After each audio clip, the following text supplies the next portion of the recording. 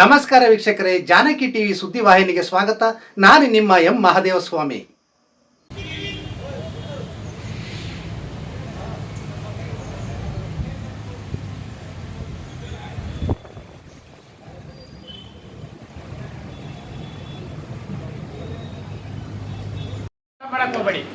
ಯಾರು ಮಾತಾಡ್ತಾರೆ ಅವ್ರಿಗೆ ಅವಕಾಶ ಕೊಡಿ.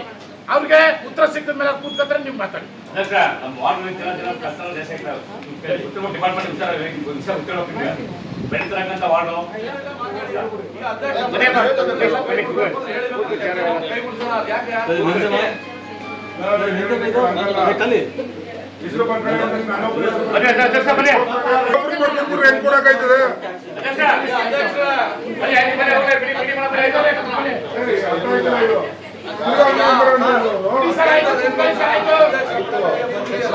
ಅದೆಲ್ಲ ಪೂರ್ವವಾಗಿಲ್ಲ ಅಂತ ಕೇಳ್ತಾವ್ರೆ.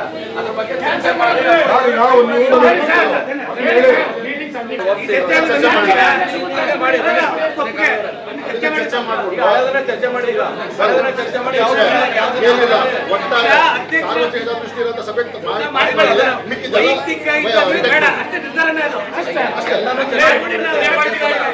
ಕೈ ಬಿಡ ಅಂತಿದ್ರೆ ಕೈ ಬಿಡೋಣ. ಯಾವುದು ಸರಿಯಾಗಿದೆ ಅದಕ್ಕೆ ಪಾಸ್ ಮಾಡಿ. ಯಾರಿಗೆ ಪ್ರತಿಯೊಬ್ಬರಿಗೂ ಅವಕಾಶ ಇದೆ, ಸದಸ್ಯರುಗಳಿಗೆ. ಯಾರಿಗೆ ಅದು ಸರಿ ಇಲ್ಲ ಸಬ್ಜೆಕ್ಟ್ ಹೇಳಿ, ಅದಕ್ಕೆ ಎಷ್ಟು ಜನ ಕೋರಲ್ ಕೊಡ್ತಾರೆ ಕೈ ಬಿಡೋಣ. ಮನೆಲ್ಲ ಹಾಕತ್ತಾರಲ್ಲ, ಆ ಲೈಟ್ ಗಿಂತೂ ಸಣ್ಣ ಇದೆ DC ಆದಷ್ಟರಿಗೆ. ಅದನ್ನ ನಾವು ಇವರೆಲ್ಲ ಚರ್ಚೆ ಮಾಡಿ 100 ಮಾಡಬೇಕು. ಅದನ್ನ 100 ವಾಟ್ಸೇ ಹಾಕಬೇಕು, ಬೆಳಕು ಸಿಕ್ಕಲ್ಲ ಅಂದ್ಬಿಟ್ಟು ಈಗ ಒಂದು ವಾರದಿಂದ ಚರ್ಚೆ ಮಾಡಿ ಕಂಟ್ರಾಕ್ಟರ್ನು ಕರೆಸಿ ಅಲ್ಲಿ DC ಆದೇಶ ಪ್ರಕಾರ ಹೋದರೆ ಆ ವಾಟ್ಸ್ ಬೀದಿಗೆ ಏನೇನು ಅಲ್ಲ, ಮನೆಗೆ ಹಾಕೊಂಡಾಗಿದೆ. ಅದನ್ನು ಚರ್ಚೆ ಮಾಡಿ ಈಗ 100 ತರಕ ನಾವು ಆದೇಶ ಮಾಡ್ಕೊಂಡಿದ್ದೀವಿ. ಈಗ ಇನ್ನು ಸೋಮವಾರದಿಂದ ಲೈಟ್ ಕಟ್ತಾನೆ, ಅದನ್ನ ಮುಕ್ಕೊಡ್ಬೇಕು ಅನ್ನೋದನ್ನ ಈಗ ಪಟ್ಟಿ ಮಾಡಕ್ಕೆ ಹೇಳಿದ್ದೀವಿ. ಕಟ್ತಾರೆ ಬೆಳೆ ಸಾಲ ಅಂತೀರ ನೀವು. ಏನಕ್ಕೆ ಕಟ್ಟಿದ್ರಿ ಅಂತ ಕೇಳ್ತೀರ? ಏನಕ್ಕೆ ಕಟ್ಟಿದ್ರಿ? ಈ ಲೈಟ್ ಬೆಳಗ್ಗೆ ಬರ್ಲಾಂತೀರ. ಅದಕ್ಕೆ ಪರಿಶೀಲನೆ ಮಾಡಿ 100 ತರ್ಸೋಣ, ಒಂದಷ್ಟು ಲೈಟ್ ಕಮ್ಮಿ ಅನ್ಸರಿ.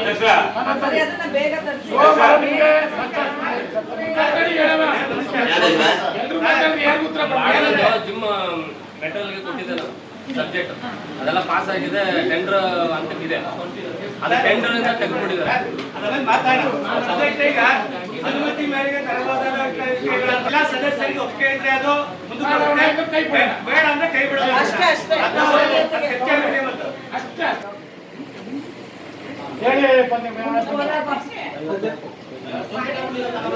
ವಿಚಾರ ಒಂದ್ ಸಬ್ಜೆಕ್ಟ್ ಹೇಳ್ತೀವಿ ಗೊತ್ತಾ. ಈಗ ಒಂದು 2.5 ಕೋಟಿ ಯಾವುದೋ 15 ಪರ್ಸೆಂಟ್ ಸರಿ 2.5 ಕೋಟಿ ಇದೆ. ಅದನ್ನ ಇಷ್ಟೇ ಹಂಚಿಕೆ ಆಯ್ತಂತ ಲೆಕ್ಕ ಹಾಕ್ತು 5 ಒಳಗಡೆ ಬರುತ್ತೆ. ಅದಕ್ಕೆ ಒಂದು ಸಬ್ಜೆಕ್ಟ್ ಕೊಡಿ, ಅಲ್ಲಿ 5 ಲಕ್ಷದ ಒಳಗಡೆ ಏನಿದೆ ಕೆಲಸ ಅದಕ್ಕೆ ಕೊಡಿ ಅಂತ ಒಂದು ಸಬ್ಜೆಕ್ಟ್ ಕೇಳಿ. ಸಾಮಾನ್ಯ ಸಭೆಗೆ ಸದಸ್ಯರುಗಳು ಕೊಟ್ಟಾದ್ಮೇಲೆ ಮತ್ತೆ ಈಗ ನಿಮ್ ಸಬ್ಜೆಕ್ಟ್ ತರ್ತಾರ ಹೇಗೆ ಅಂತ ನೀವು ಕೊಡಿಯಕ್ಕೆ ಬಯಸಿದ್ರೆ 31 ಜನ ಸದಸ್ಯರು ಕೊಡಬೇಕಾದ್ರೆ ಸಾಮಾನ್ಯ ಸಭೆಗೆ ಏನಕ್ಕೆ ಮೀಟಿಂಗ್ ಕೊಡ್ತಿಲ್ಲ? ಸಾಮಾನ್ಯ ಸಭೆಯಲ್ಲಿ ಸಬ್ಜೆಕ್ಟ್ಗಳು ಅವಶ್ಯಕತೆ ಇದ್ದವು ಯಾರು ಬೇಕಾದ್ರೂ ಕೊಡ್ಬೋದು. ಕೊಡಿ, ಲಾಸ್ಟ್ ಮೀಟಿಂಗ್ ನೀವು ಕೊಡೋದಕ್ಕೆ ಹಂಗೆ ಹಿಂಗೆ ಉಪಾಧ್ಯಕ್ಷರು ಅಂತ ಗೊತ್ತಾಗಿಲ್ಲ, ಅಧ್ಯಕ್ಷರು ಅಂತ ಗೊತ್ತಾಗಿಲ್ಲ.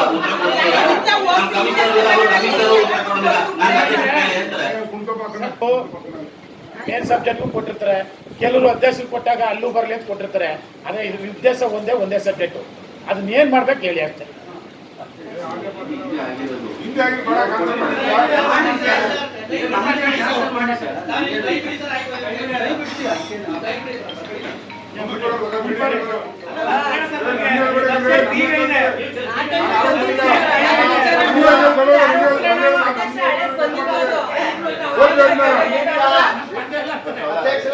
ಅವರು ಬಾಡಿಗೆ ಕಮ್ಮಿ ಕೇಳಿದ್ರು, ಅವ್ರು ಕೊಡ್ಲಿಲ್ಲ. ಗೊತ್ತಾಯ್ತೆ ಅವ್ರದ್ದು ನೋಡಿ, ಇವರು ಬಾಡಿಗೆ ಜಾಸ್ತಿ ಕಮ್ಮಿ ಮಾಡಿದ್ರು.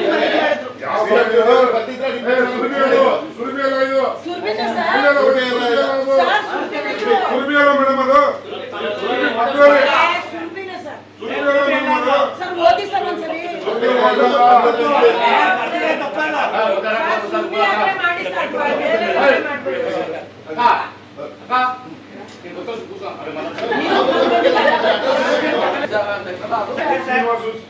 ಅವರು ಪಂಚಾಯತ್ ಪಕ್ಕದಲ್ಲಿ ಪಂಚಾಯತ್ ಖಾಲಿ ಬರುತ್ತಲ್ಲ ಅಂತಾನೆ.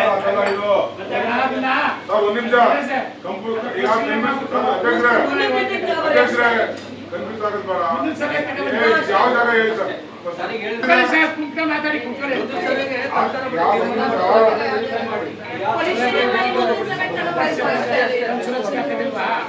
ಅದು ಯಾರು ಅನುಮತಿ ಕೊಟ್ಟರು ಗೊತ್ತಿಲ್ಲ. ಸುರಭಿಯಿಂದ ಪಕ್ಕದಲ್ಲಿ ಬೇಕರಿ ಬರ್ತಲ್ಲ, ಸೂರ್ಯಕೃಷ್ಣ ಬೇಕರಿ ಅಂತ ಅಲ್ಲಿ ಫೌಂಡೇಶನ್ ಆಗಿತ್ತಲ್ಲಿ. ಅಲ್ಲಿಗ ಮಳಿಗೆ ಕಟ್ಕೊಂಡಿದ್ದಾರೆ. ಕಮಿಷನರ್ ಗಮನದಲ್ಲಿ ಇಲ್ಲ, ಅದು ನಿಮ್ ಗಮನದಲ್ಲಿ ಅಂದ್ರೆ ಹೇಳ್ಬೇಕು ದಯವಿಟ್ಟು ಯಾರು ಅನುಮತಿ ಕೊಟ್ಟರು ಅದಕ್ಕೆ ಅಂತ ಹೇಳಿ. ಹೇಳಿ ಸರ್, ಅವ್ರು ಕೊಟ್ಟರೆ ಉದ್ದೇಶನೇ ಬೇರೆ. ಈಗ ಚರ್ಮ ಕುಡಿದವರು ಎಲ್ಲ ಅಂಗಡಿ ಹಾಕಿದ್ರು ಏಕ ಸೇಫ್ ಅಂಗಡಿ ಹಾಕಿದ್ರೆ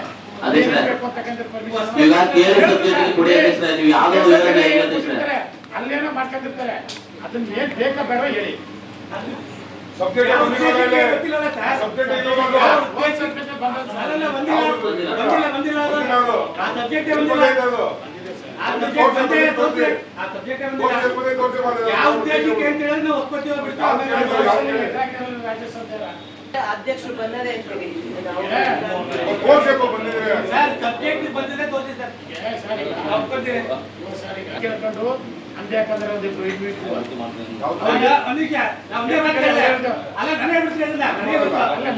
ಅಂಗಡಿಗಳಿವೆ, ಲೈನ್ಗೆ ಹಾಕೊಂಡಿದ್ದಾರೆ. ಇಬ್ಬರನ್ನ ಯಾಕೆ ತಿಳಿಸ್ತೀರಿ? ಎಲ್ಲಾನು ತಗ್ಸಿ ಅಂದ್ರೆ ಈಗಲೂ ಅದೇ ಎಲ್ಲರೂ ತಗ್ಸಿದ್ದೀನಿ. ನಾನು ಯಾರು ಸಪೋರ್ಟ್ ಮಾಡಿಲ್ಲ. ನಾಳೆ ಎಲ್ಲರೂ ತೆಗೀರಿ. ಒಬ್ಬನ್ನ ತೆಗಿಸ್ಬಿಟ್ರಿ ನೀವು ಲೈನ್ಗೆ. ಅವ್ನು ಬಂದು ಏನ್ ಕೇಳಿದ ಕರೆಕ್ಟ್ ಆಗಿ ಹೇಳ್ದ ಅವನು. ಬೇರೆ ಬೇರೆ ಒಂಥರ ನಮ್ಗೊಂಥರನ ಅಂದ. ನೀನ್ ಇಟ್ಕಪ್ಪ ಅಂದೆ. ಆಮೇಲೆ ಅವ್ರಿಗೆ ಹೇಳಿದೆ ಕೇಳ್ಬಿಟ್ಟು ನಾನು ಎಲ್ಲಾರನ್ನೂ ತಗ್ಸಿ ನಾಳೆನೇ ತಗ್ಸಿ. ಒಬ್ಬರಂತರ ಯಾಕೆ ಮಾಡ್ತೀರಿ? ಈಗ ನಿಮ್ಮ ವಾರ್ಡ್ ಎಲ್ಲವೂ ತೆಗೀರಿ. ಜೊತೆಗೆ ಅಂಗಡಿ ತಗ್ಸಿ ಅದನ್ನ ನಿಯಮಾನುಸಾರ ಕ್ರಮ ಕೈಗೊಳ್ಳಲು ತೀರ್ಮಾನಿಸಲಾಯಿತು ಅಂತ ಬಂದಿದೆ.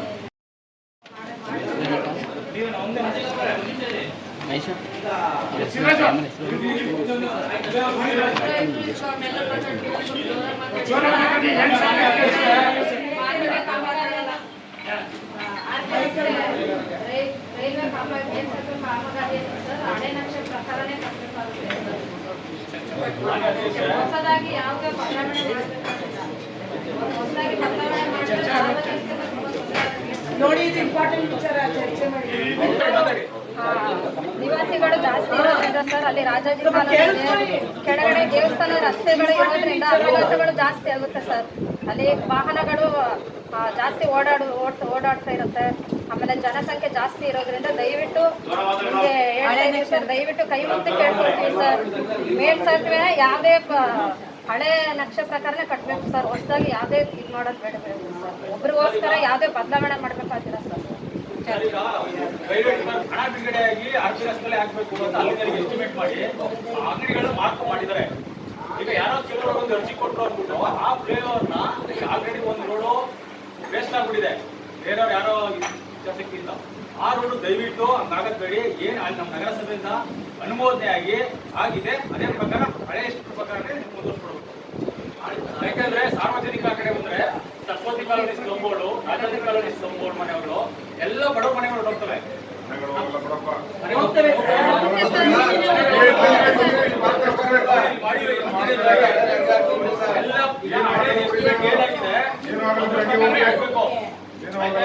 ಈಗ ಇವ್ರು ಯಾರೋ ಇಚ್ಛಾಶಕ್ತಿಯಿಂದ ಆ ಕಡೆ ಬೆಡ್ ಮಾಡಿದ್ರೆ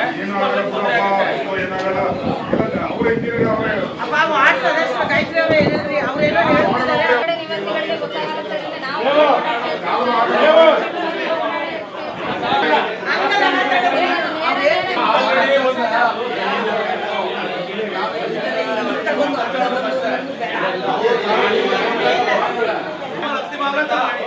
ನಮ್ಮ ತೀರ್ಮಾನ ಅಂತಿಮ ಆಗುತ್ತೆ ಅಂದ್ರೆ ಚರ್ಚೆ ಮಾಡ, ಸುಮ್ಮನೆ ಕಾಲಹರಣ ಮಾಡೋದು ಬೇಡ. ಲೋಕಲ್ ಮಾಡಿ ಅತ್ಯವಶ್ಯಕ ಜನಗಳು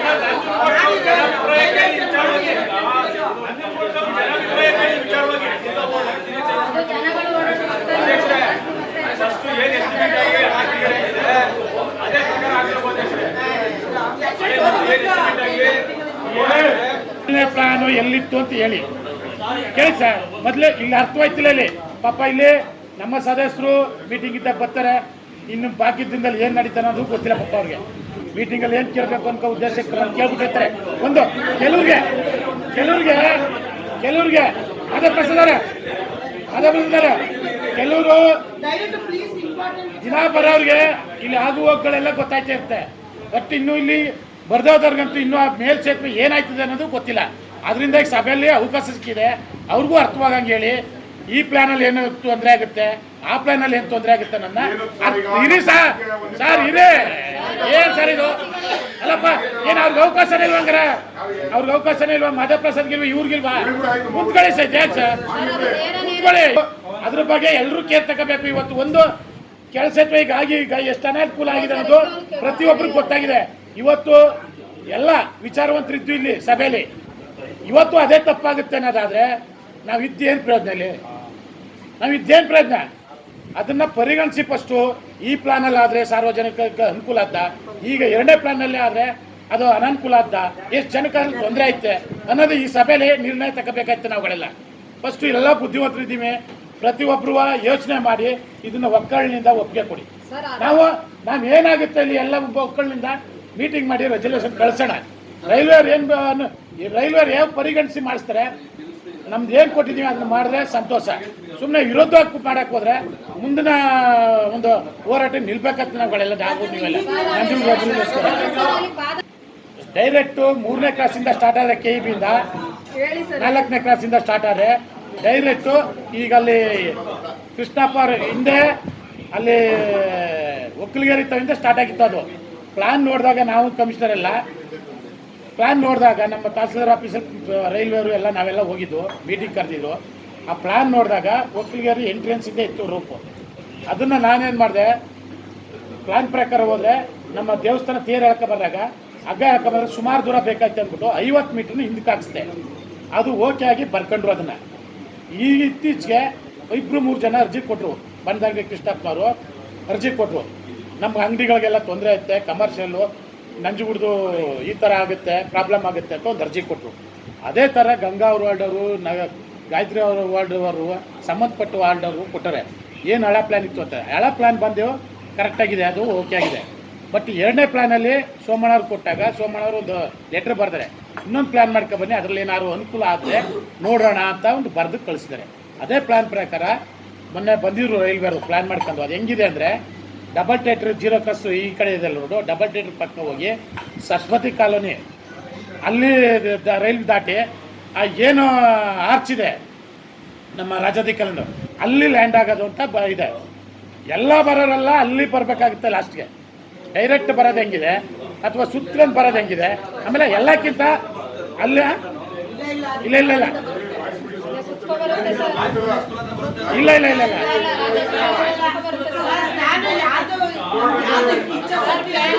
ಹಂಗಾಗಿ ಎಲ್ಲ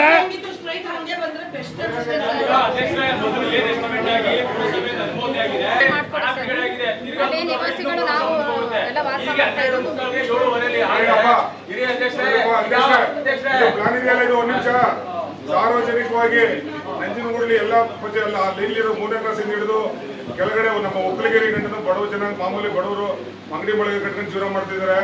ಈ ಪ್ಲಾನ್ ಪ್ರಕಾರ ನಂಜುಂಡಪ್ಪನ ಗೋಪುರನೂ ಕಾಣಲ್ಲ. ಒಂದು ಗೋಪುರ 20 ಎಕರೆ ನಿಂತಿರೋ ನಂಜುಂಡಪ್ಪನ ಗೋಪುರ ಕಾಣುತ್ತೆ. ಈ ಪ್ಲಾನ್ ಪ್ರಕಾರ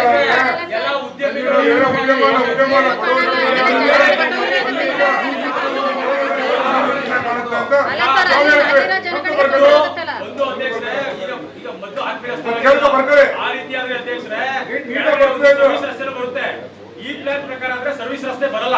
ಸರ್ವಿಸ್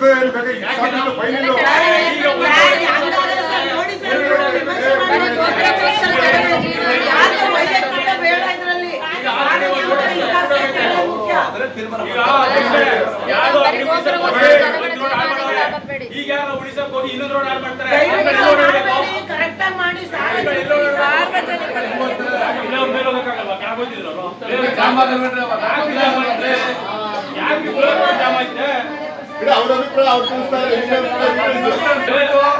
ಆಯ್ತು, ನೀವು ಒಬ್ಬೊಬ್ಬರದನ್ನೇ